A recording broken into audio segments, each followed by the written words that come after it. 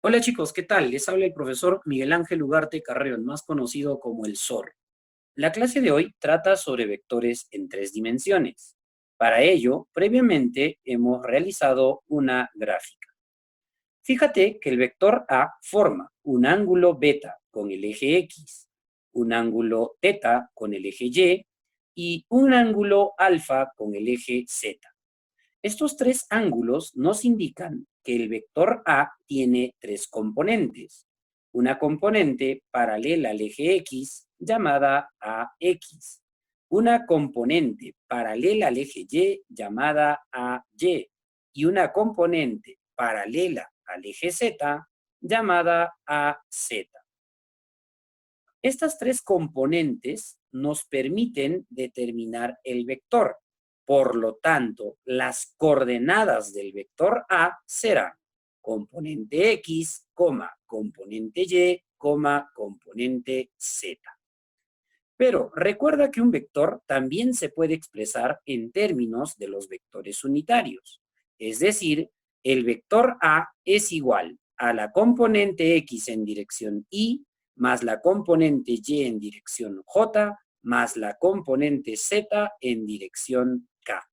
Recuerda que estas dos formas son válidas para expresar un vector.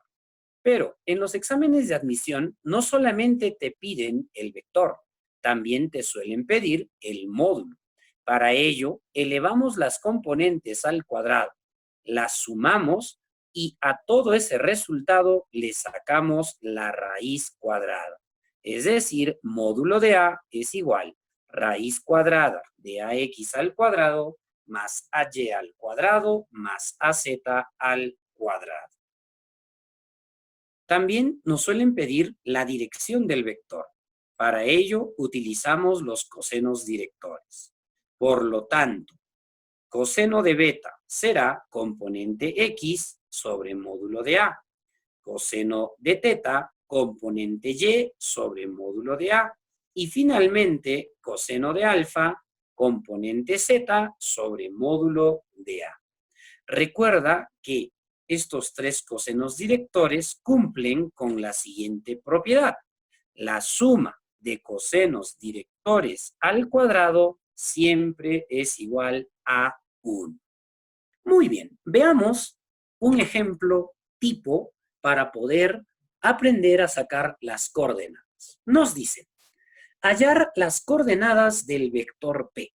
Para ello, vamos a utilizar un método simple que yo le llamo empieza en la colita y termina en la flecha. ¿Ya? A ver, tracemos los vectores.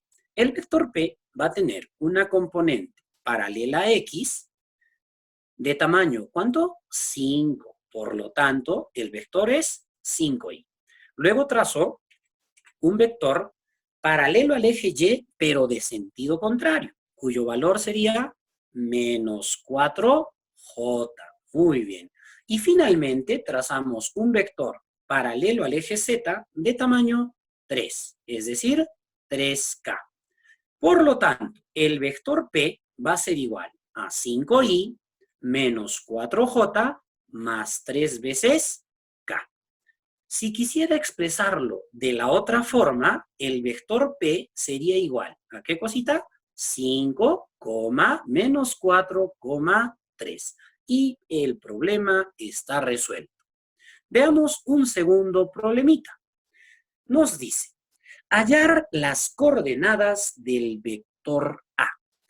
A ver, acá hay que tener mucho cuidado. ¿Por qué? Porque los ejes coordenados ya no están en el orden normal. Fíjate que ahora el eje X está para arriba, el eje Y es hacia adelante y el eje Z hacia la derecha. Entonces, hay que tener mucho cuidado con eso. Empecemos a descomponer el vector A. Trazo un vector hacia la izquierda, paralelo a Z, ¿verdad? Entonces, ¿cuánto debería ser? Menos 7K. Es decir, el vector A es igual a menos 7K. Continuamos. Luego trazo un vector paralelo a X. ¿Cuánto de tamaño? 11. Por lo tanto, más 11 veces K. Y finalmente trazo un vector paralelo a Y, pero de sentido contrario. Es decir, menos 3J. Y ya tenemos el vector A. Pero cuidado, cuidado. ¿Por qué? Fíjate que el vector A no está ordenado. Entonces, ¿qué debemos hacer? Ordenarlo. Y si nosotros ordenamos este vectorcito, ¿qué vamos a obtener?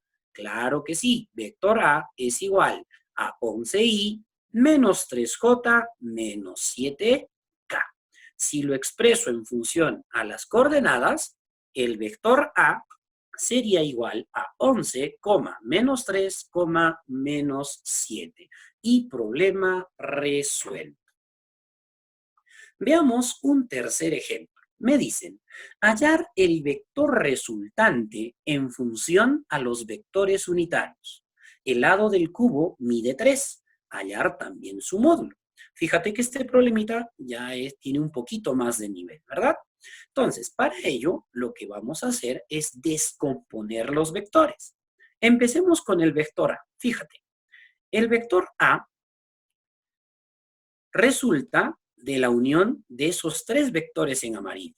Primer vector para arriba sería más 3. Segundo vector a la derecha, más 3. Tercer vector para adelante, más 3. ¿Por qué? Porque los lados del cubo valen 3. Entonces, todos los valores son positivos. Es decir, el vector A sería igual a ¿qué cosita? 3, 3, 3. Perfecto. Vayamos con el vector B. El vector B resulta de la unión de esos vectores en verde.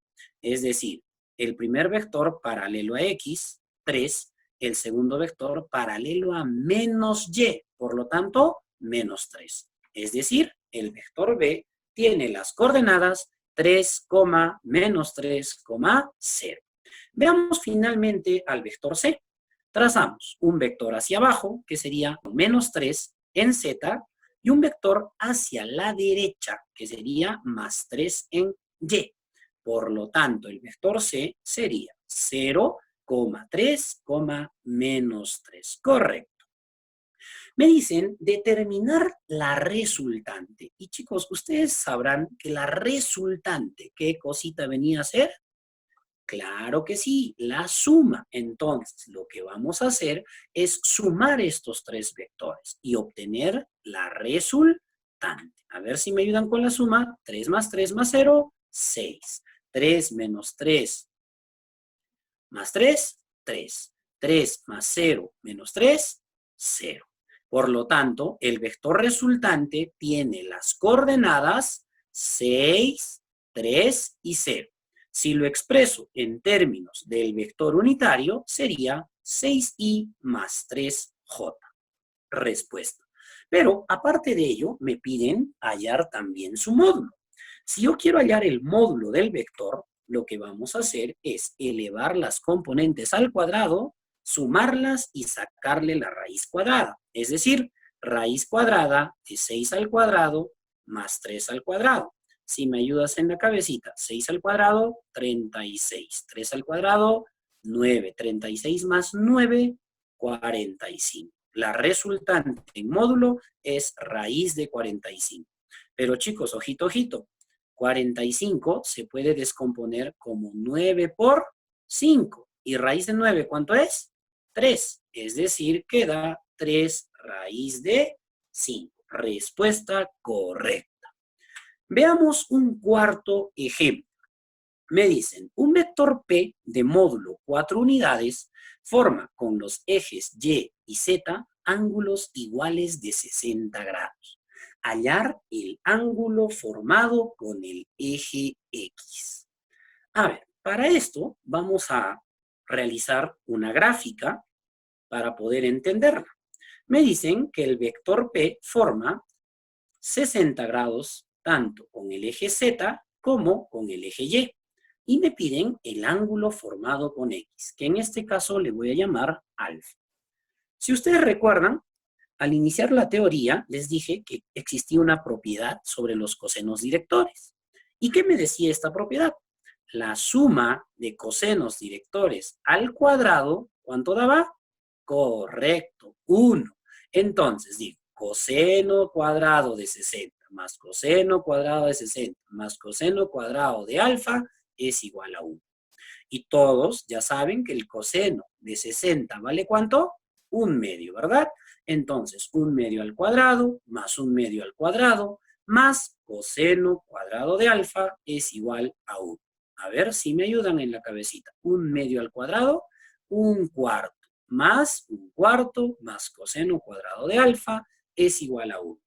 Resolvamos. 1/4 más 1/4, 1/2. Ese 1/2 va a ir a restar. 1 menos 1/2, 1/2. Quiere decir que nos queda coseno cuadrado de alfa igual a 1/2. Ahora, el cuadradito, ¿cómo se va al otro lado? Como una raíz. Y si le sacamos la raíz, nos quedaría 1 sobre raíz de 2. Ahora debemos de recordar de qué ángulo su coseno es 1 sobre raíz de 2. Entonces yo me fijo las alternativas y llego a la conclusión que el coseno de 45 grados es 1 sobre raíz de 2. Por lo tanto, el problema está resuelto.